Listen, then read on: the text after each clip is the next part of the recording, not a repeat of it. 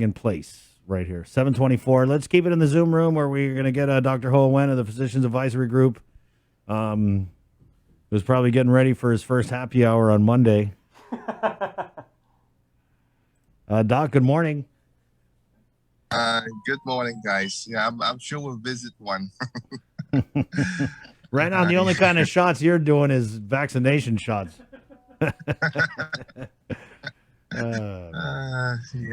How's but it they go- have to open sometime. Yeah, right. How's it going, Doc? It's very good. Look like we can do as good as we can on the vaccination program.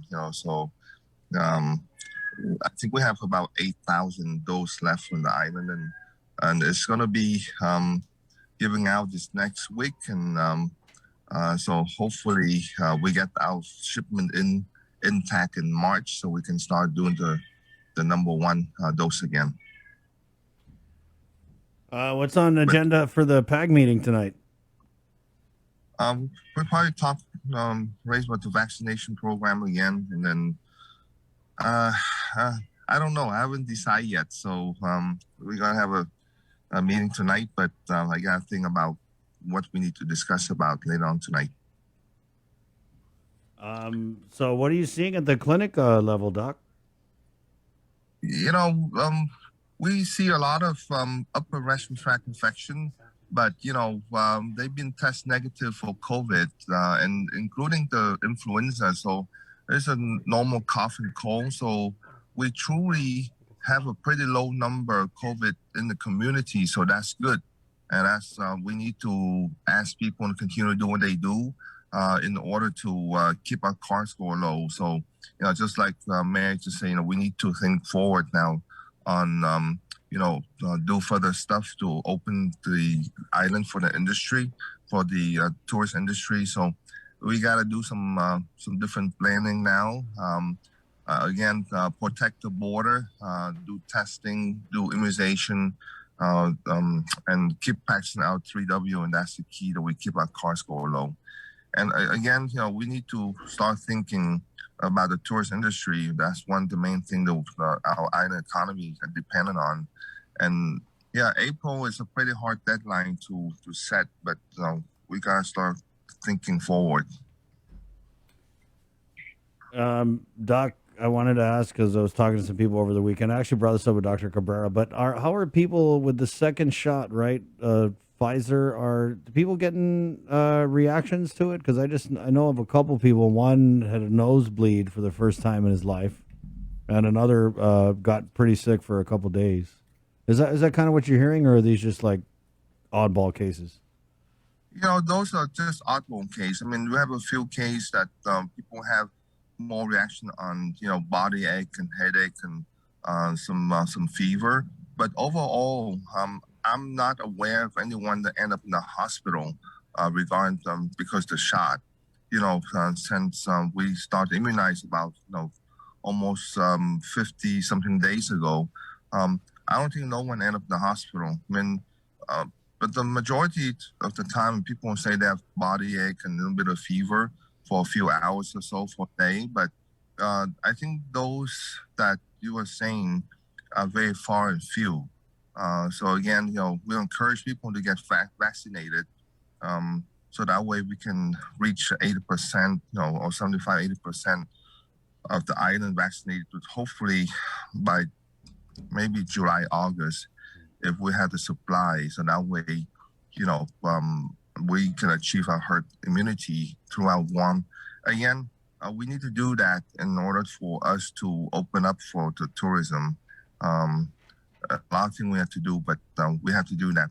Again, those side effects are really very small risk compared to the benefit that you have when you get vaccinated. Right on. So, Doc, let's go back to when you talked about you're seeing at the clinic level upper respiratory tract infections that are not COVID. If they're not COVID, what are they? Yeah, they just probably just a common cold, Chris. I mean, you still have congestion, coughing, some diarrhea, some fever here and then, but mostly it's just a regular viral infection, and it's not COVID. Um, So Go ahead. But again, we still encourage people to come in and see the physician if they have some cough and cold symptom. But again, try not to go to work because we will still need to protect the workplace to make sure that whatever you have, you don't carry up to your workplace. And get tested. Test is very easy to get done now. It's not like the past. So it takes 10 to 15 minutes to be tested. So just come in to get tested if you have any symptom. So that way you can reassure yourself and other people around you that you don't have the virus. Again, as we go on with our immunization program, people still need to be aware. And again, testing needs to be done a lot more after we get immunized. So that way we can make sure that our CAR score is low, and you don't carry the virus around because you have very low symptom, minimal symptom when you get vaccinated. Hopefully. Right. So, Doc, are you seeing a lot of people coming to the clinic who want to get tested for COVID? Yes, we still test every day, Chris. I mean, we probably do anywhere from 15 to 25 tests a day or more. So we still test people when they come in. If people are still aware, I think that's something good about Guam. People are still aware that hey, they're still concerned that they might carry the virus. So whenever they get sick, they always come in. So we don't mind. That's something that every one of us have to do our part to keep our community safe. So yeah, I mean, people still come in every day to get tested. And when they're coming in to get tested, Doc, are they sick or are they just, want peace of mind? The majority they are sick. Like I say, mostly I think this time is the viral infection like a cold. But it's not just a peace of mind, but they do come in with symptom. But so far, I tell you, for AMC wise, in the past probably 2.5, 3 weeks, we haven't had a positive case here, so that's good. Keep our finger crossed that we don't break that record. So we continue to do well. The community continue to do well, so that's good. Again, we open up quite a bit now, and the positivity rates still remain very low, so that's very encouraging. We are going the right direction. So again, despite the quarantine facility and people criticize it, it serves its purpose at this point. So I think that we continue to do what we do. I know public health are looking very carefully on the quarantine guideline, any change or not. But again, with the current status of Guam, we really need to be careful on not bringing in any positive to the island. And as you can see, the majority now that the positivity someday is come from the Q factor. So it's service purpose, and we need to continue to do that. Again, just may say testing the airports is very important. I know the airports are still working on that, and it's very challenging because the pure number of people coming in. So that has to be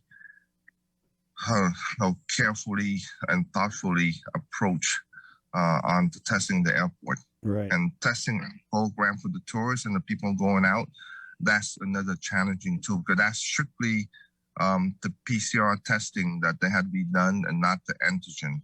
So that's something that we have to look at to see if we can support the number of PCR testing for people that to be tested out to get off the island. Doc, so just going back to the quarantine, because I read somewhere in the interview the governor did that she was saying that come April, the returning Guam residents may be able to just home quarantine. But when I brought it up with Dr. Cabrera, he was saying that, probably not because the variant. So what's your opinion on that? The PAC is pretty firm on that. I think that for people to travel to the island to be home quarantined. There's a testing program for the essential worker, which is very few, to be home quarantined with monitoring from the public health side. That's a testing program. But for the majority of the population return to the island, I agree with Dr. Cabrera. It's not going to happen anytime soon because the variants. We have to have the ability to identify the variants at a much rapid rate in order to protect the island. So, yeah, I think the quarantine guidelines are coming in for the majority of the people. I don't think we're going to change anytime soon. Okay. Okay. What is it going to take for us to be able to change the quarantine then? I think it's depend a lot on what the surrounding area. Guys, you may depend on the state to see what the UK and the South American and South African strain was doing. Depend on their positive rate in the state. I know they dropped quite a bit, like 40-50% drop. And so if they are dropping, they're doing well. And our surrounding area like Japan, Korea, and Taiwan is to continue to do well, then yeah, quarantine guideline will change. You know, it's really not just Guam, it's everything around us and the people that travel those areas around us. So it takes a lot. It might change to the better, it might change less, and then it might turn into more stringent criteria. It really depend on, like I said, the positive rate on the area where people travel to. So every day, you know, it's a different day, and we keep looking at modify as much as possible. Again, our number one goal is protect the island, and number two, especially, is to get people home a lot faster. You know, we don't like to keep people in a quarantine facility either. That's you know, so but we have to take into consideration with those two factors and make a decision as best as possible. And so far, I think the government make the right decision because, as you can see, the CAR score is very low. Doc, you know, something we're talking about for the last couple of weeks is changing exemptions for those people who are exempted from quarantine due to their critical service worker status. I know that you and Dr. Cabrera have both said that because of the variant that we need to tighten up and even take away some of these exemptions from people. Where are we on that? Yeah, we public health are looking much more careful on exemption and what they give out. Again, you know, there had to be, you know, physician, nursing staff, and the healthcare worker and the police department. You know, and those are people that are considered very essential for Guam. But there's a lot of other people in there that give attention. You know, I wish that they, you know, they in the past have published to see who get exempted. I think they should do again to start that way to assure the public that hey, the essential worker that that been granted are legitimate and not something that just given to anyone. That will probably answer the question you asked to build the confidence to the public that hey, when we give essential worker criteria to people and granting them home quarantine, that we do the right things. Now, I know they published that in the past, and they should do that just to kind of temper down the concern of the public that it's easier to get. Right on. Okay, Doc, anything in closing? Okay. Now, you guys just get immunized. Make sure you don't miss number 2. And even you get immunized, make sure that you know you wash your hand, wear your mask, and you know practice social distance. And again, if the bar is open, and I think at this point I support the bar to be open and just be safe and enjoy. Right on. Thanks, Doc. You're welcome. Have a good day, guys. You too. Bye-bye. There you go. Dr. Hoa Nguyen, 7:39. We're going to take a break, and we're getting Teresa Philippin from the FSM Consul on next to talk about, what was it called again, Jay? It's Operation Heartbeat. It's a partnership with Guam Regional Medical City